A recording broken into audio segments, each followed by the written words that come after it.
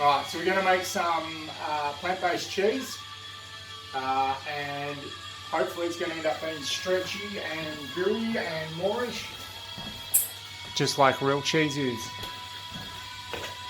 So, I'm going to start with that. First of all, we're going to get a knife.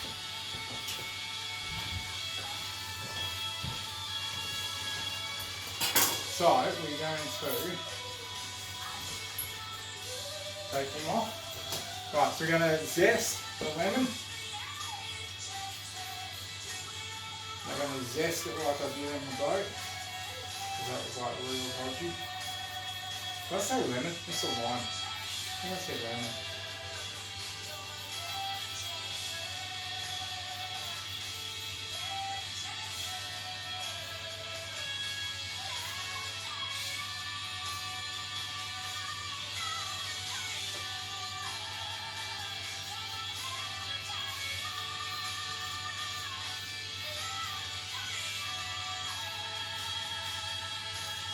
So when you're zesting, if you go through to the white, what you end up with is like real bitter. There's no fun in that.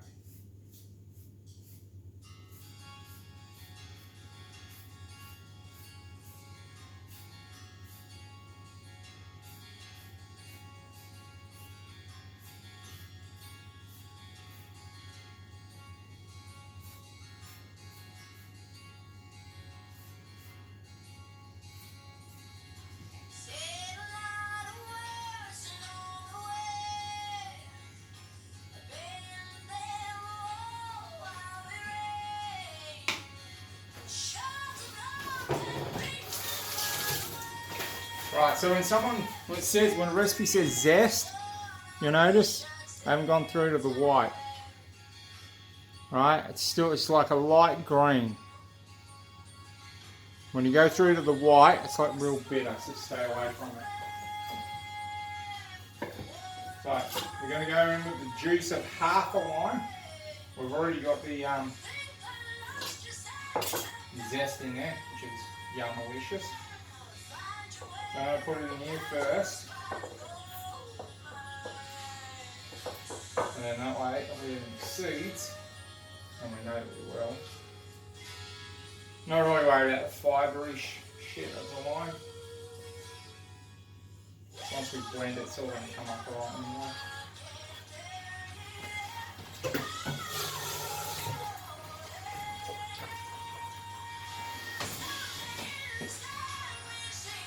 Look at me, I actually did it right. So there's a bit of zest in there, I'm going to try and wash that down a bit. Alright, so then we're going to go in with kind of a medium spoonful of the onion. Try it out a little bit.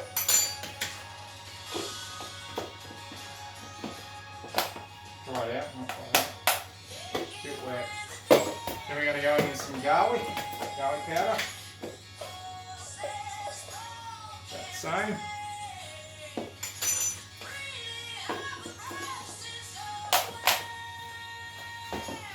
Then,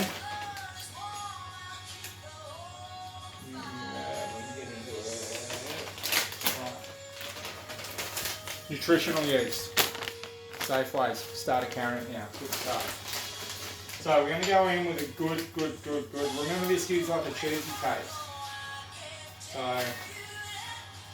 take them in a bit strong, make it easier.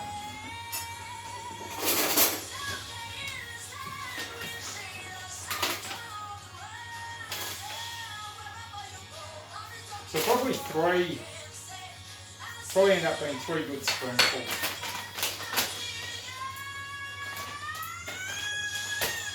Then I want a little bit of salt, not too much salt.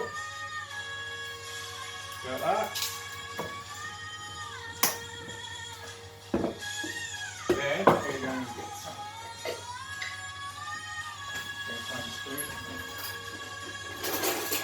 tahini. Now I'm using tahini out of a jar, unhulled. Right, that means it's basically a whole food. Whole means it's had like the husk taken off. I should go into that later because I'm going to put it straight in. So yeah, if you want to do that, you can actually go in with sesame seeds and grind it yourself. That's all it is. Alright, so now the thicken inside of it.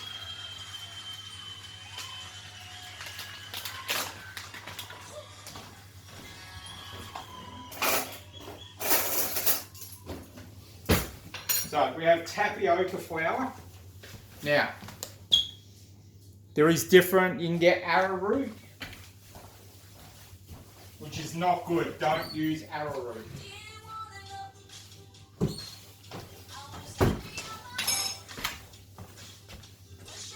Tapioca flour.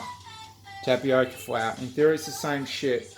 It's not. I don't know why. I don't know what the difference is. But this stuff will end up getting it stringy. And arrowroot, I don't know why. I'm still trying to figure this stuff out. Can't validate it, but it doesn't work. It ends up kind of being clumpy. We're going to go in with 2 of those. 2 big ones.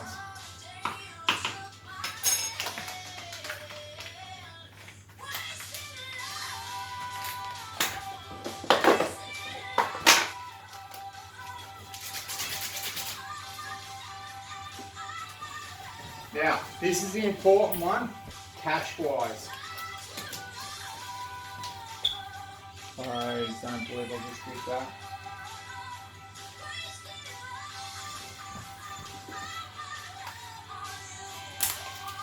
Alright, I just cut the arse out of that one. Alright, so you can see there, just there, I don't know if that's focusing properly, it's 25 grams. Alright, now you can get, oh I should mention it, agar. Now you go into an Asian store and skibbies always ask for agar. And then the Chinese people have no freaking clue what you're saying because they call it agar. So, you can get 75 grams from a health food store for about 20 bucks. This is 25 grams and it's about 2 bucks. So 25 grams up to 75 is 3 times, that's $6 instead of 20.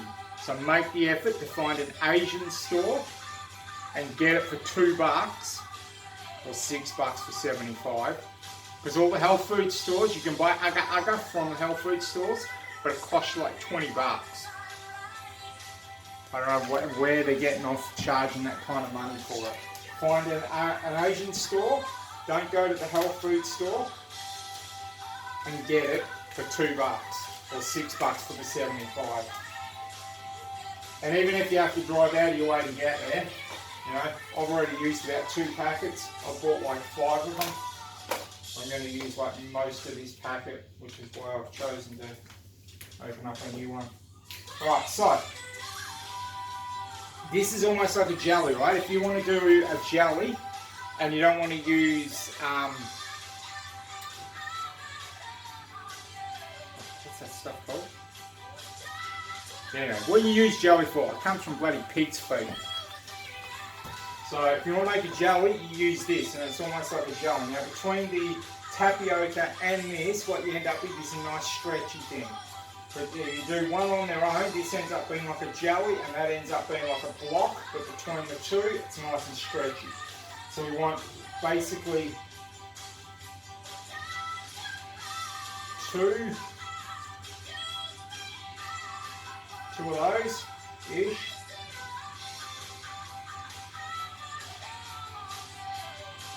Alright.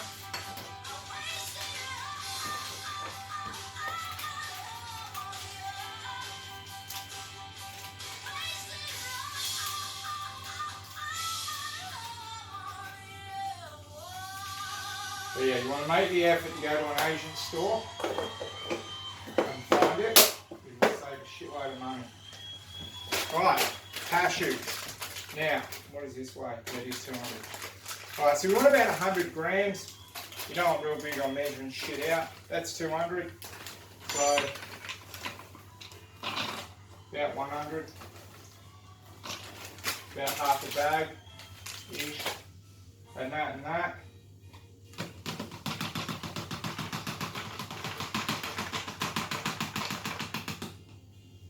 I'm not going to lie, I've bought the cashews probably 3 times so far to do this recipe. And whenever I go to do it, it's always the cashews I'm short on. I don't know where they keep going. Alright. So now we want about, it ends up being about a cup. I think about a cup. Yeah, anyway. You're better off, to be honest, to have it like a little bit on the thick side. Because a little bit on the thick side, you can add. You can't, or you can't, you gotta add water to the tapioca, otherwise it'll clump. Which is, there's no fun there. Oh my god, lunch got back on. Dying. Hang on.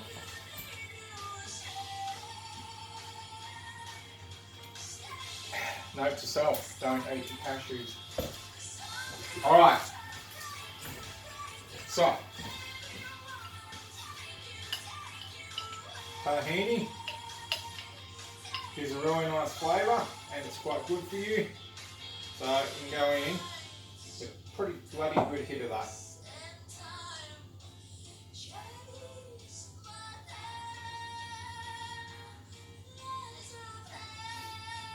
And you want to reasonably go in with it late too, because if you put it in first, I've found out from experience, quite shit stuck to your finger. Yeah, if you put it in first, what you end up with is a big clump down the bottom, and then when you blitz it, it doesn't move really. You end up with still half your bloody tahini on the bottom. Put the tahini in last. Alright. I think we got everything. I hope we got everything. Alright. Pretty good. Alright, now that goes on there. Lid can go on the tahini. Let's clean up a bit.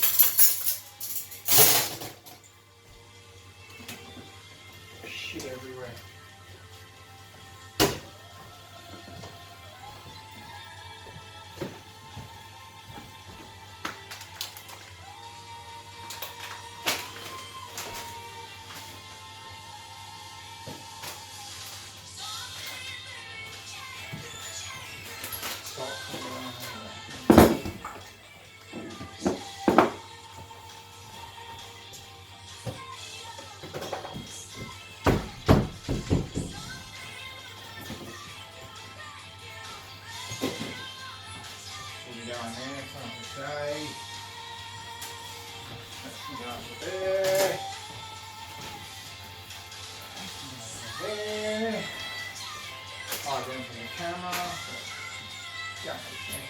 Most important part of the recipe, the plum.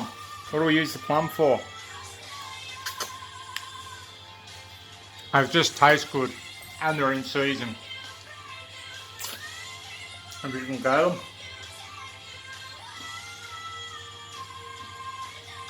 Get plums at the moment. So good. So good. So good.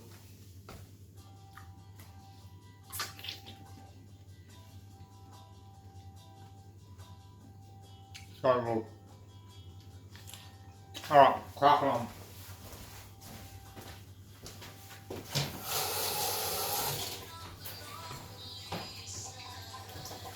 Alright. Give him a blitzy blitz.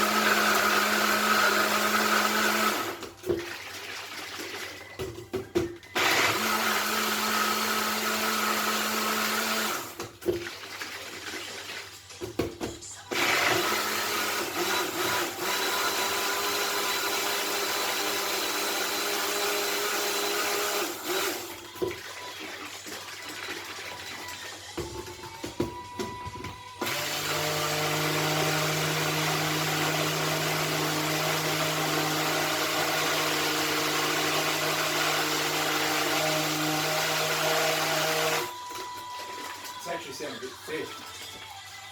Probably adding a little. It's already quite thick. What do we do?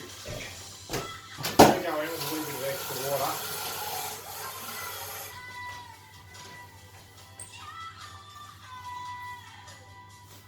Probably another, probably not quite 100 mils.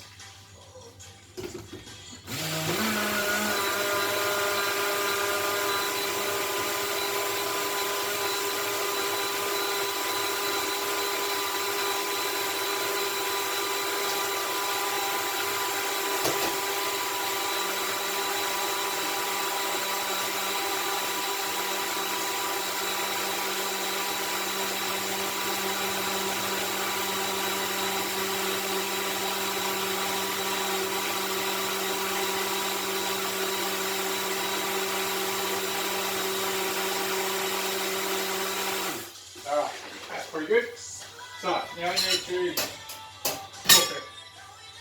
Now, the other part of this, let's get the fucking lid off. Alright, so the other part of this is don't leave it.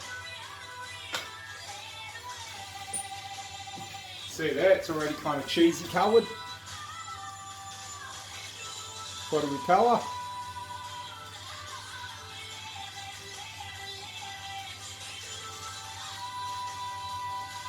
So I'm just going to leave that like that, and then hopefully rest the whistle go in the bottom. Alright, so I put that on there, but we're not going to walk away from it. Because, and as it thickens, don't just leave it on there or even adjust the heat, literally take it off. Because the other thing is too, on my pots anyway, got this big ass. Look at that. It's a nice thick ass on it. So what's going to happen is you're going to turn the temperature down, but maybe a minute or two later, maybe not a minute, but a bit of time later anyway, then the heat will come down, by which point you're in the shit. So as soon as you see it, take it off, because the arse will hold the heat, and then you're in the crap. Okay, well you didn't get much out of that. Yeah. Right, so stay with it. That's already starting to thicken. Okay, so already I'm going to take that off the heat.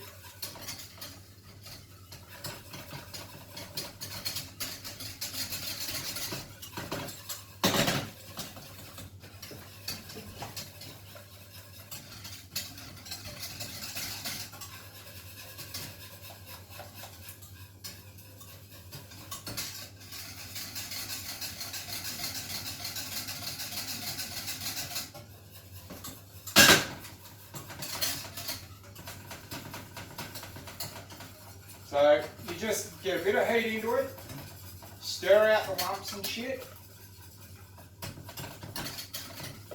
When you're happy it's not sort of thickening up anymore, get it back on the heat. The other thing is too, when you get it back on the heat, again it's going to take a couple of seconds for the heat to go through the base of the pan again.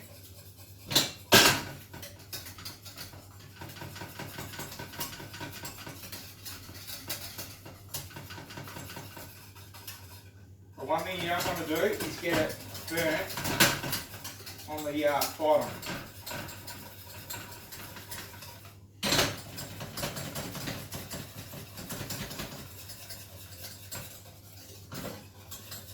So just, you know, take your time, adjust the heat. And don't burn it. Last thing you want to do is burn it. You've gone all the effort to make it. It's nice and smooth. It's looking good. You've got cashews in there. No one wants to waste cashews.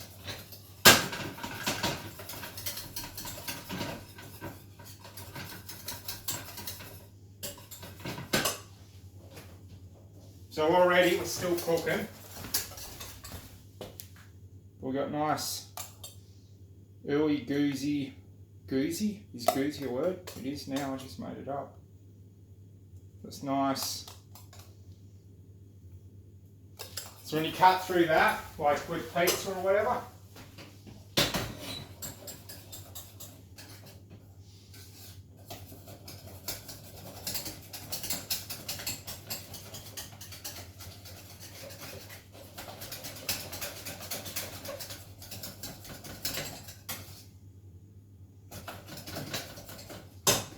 so as a change up on this recipe, if you want to do, say, corn chips, you know, people sit around with their little bloody cheese platters and that kind of crap. If you do just the agar, what you end up with is like a soft, like a nice soft cheese. And then, so you pull out the arrowroot tapioca and just go in with a bit of going with some the agar, and then you might put, say, some chives or something, or a bit of paprika over the top, or some sweet chili sauce. And when you get like your biscuits or your corn chips or whatever it is, it kind of makes like a nice kind of soft cheese that you can do. It's pretty cool. So that's nice consistency.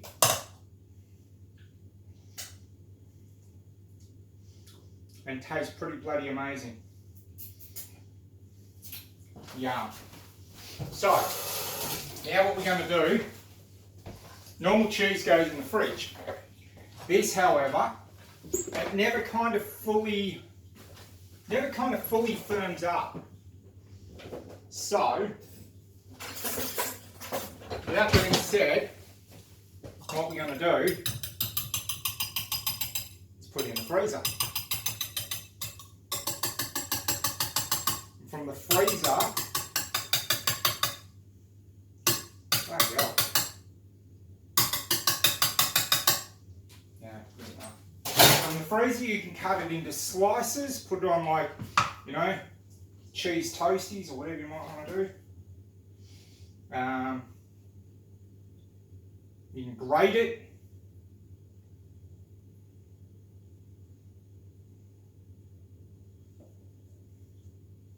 Do all sorts of stuff with it.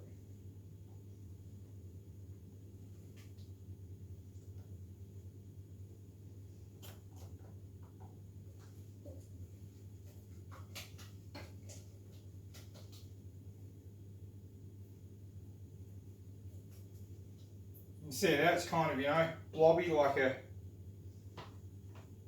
normal cheese would be.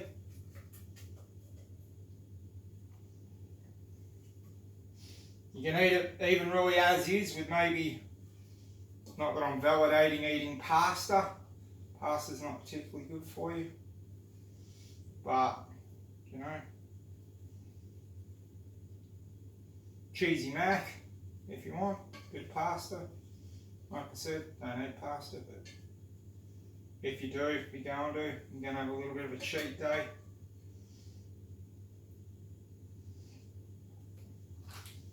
Obviously, if you're going to do cheesy mac, it's, you know, it's a bit thick for that, so you just add in a little bit of water, whisk it up a bit more, put your pasta in.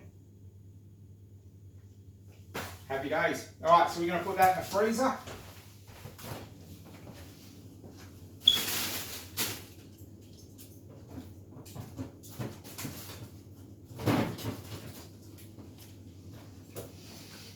And that is how we make plant-based cheese. Enjoy. Alright, goodbye till we meet again. Be good to each other.